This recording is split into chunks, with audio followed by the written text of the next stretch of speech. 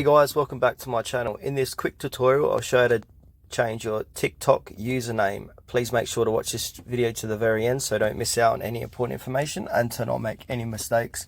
In saying that, let's begin. Alright, open up your TikTok app on your mobile device. Now what you want to do, you'll be brought to the home screen of TikTok. Now what you want to do is click onto your profile. Last but not least. Alright, so I'm now into my profile here. Now what you want to do is click on edit profile, and then where it says name or username, so you can change your name and username here. So if I want to change the name, simply click onto it, give it a new name, and then click on to save. Once that is done, you can change your username to here, so click onto username.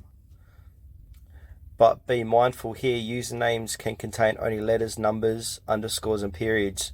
Changing your username will also change your profile link.